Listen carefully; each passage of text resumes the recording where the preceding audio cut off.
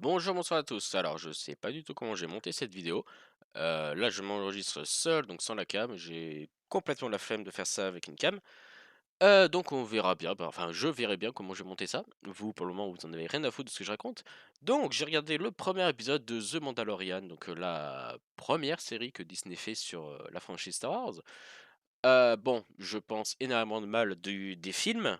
Je pense, du bien uniquement de Rogue One. Je méprise le 7, le 8, je le trouve intéressant, mais il y a également des choses très, très grandes qui ne vont pas et j'attends absolument un du 9. Je vais bien évidemment aller le voir au cinéma parce que j'adore Star Wars, mais je m'attends à voir de la merde.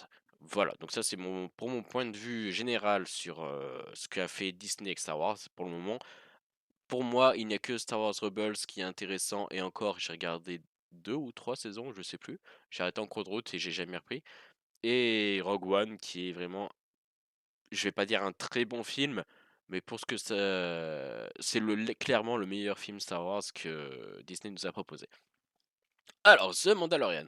Donc j'ai noté 6 points, pour cet épisode. Le premier point, c'est que le perso, à mon sens, qui est le plus travaillé de l'épisode, et bien, c'est la cible du Mandalorian.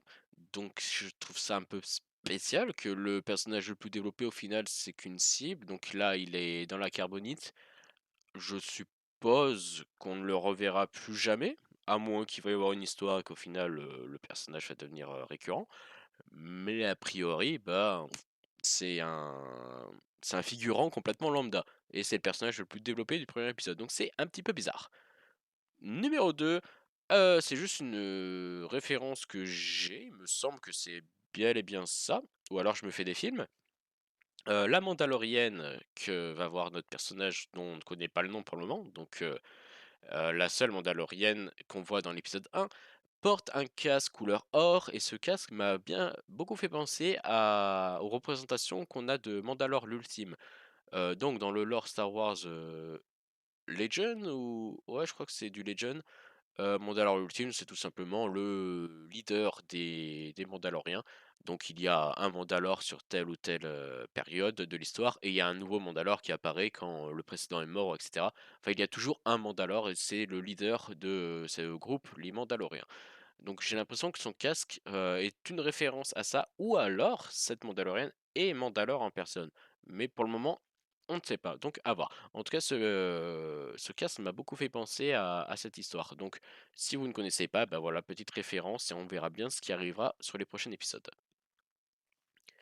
Point numéro 3, il y a deux assez grosses références à Jabba et au Hutt en général. Tout simplement, on voit quand le Mandalorien va voir à une porte l'espèce de d'œil qui sort du mur. Bon, c'est une référence très simple, enfin très simple, très obvious à l'épisode 6. Et également, il y a la petite bestiole préférée de Jabba qui a un rire très particulier que tout le monde adore. Et on en voit un cramé au barbecue, donc c'est assez horrible, et un en cage. Donc j'ai vu, voilà, 2 références au Hut en très peu de temps. Je m'attendais vraiment à voir un dans l'épisode, donc on n'en a pas vu. J'imagine, je mettrai quand même, de l'argent en jeu qu'on va avoir un Hut dans cette saison.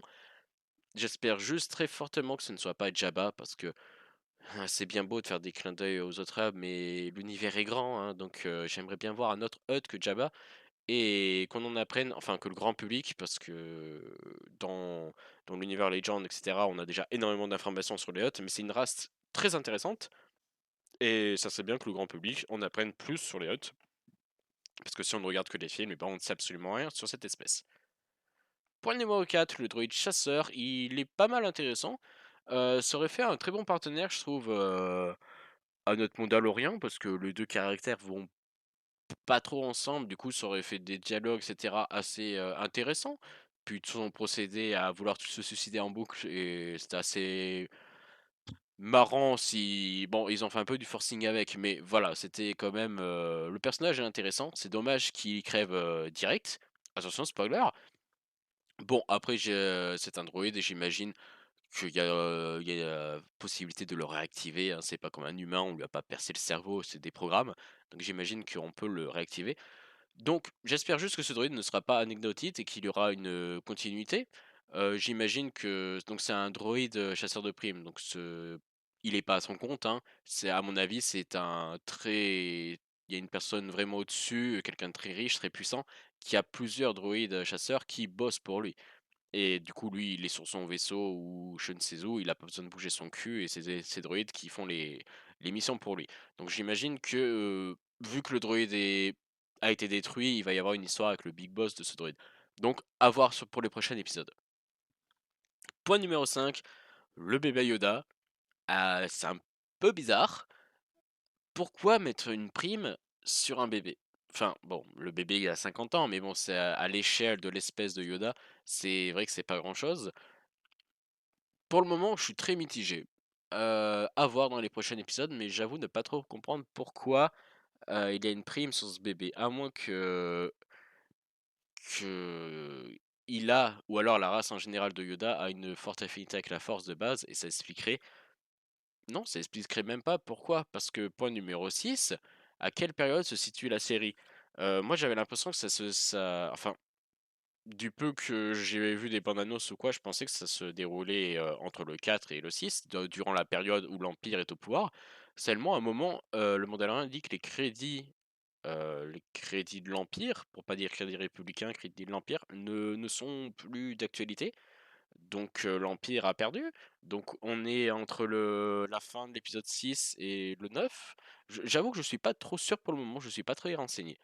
Donc voilà, c'était tout pour mon avis sur le premier épisode du Mandalorian. Je suis un peu mitigé, donc à voir sur les prochains épisodes. J'espère voir un Hut, j'espère voir Mandalore l'ultime. Et puis voilà, on va bien voir ce qui va se passer avec cette prime bébé. C'est un peu bizarre que quelqu'un veuille la tête d'un bébé. Voyons voir pour la suite. Je pense que je ferai une vidéo pour le 2 ou 3 si j'ai pas la flemme. Voilà, ciao, abonne-toi, enculé.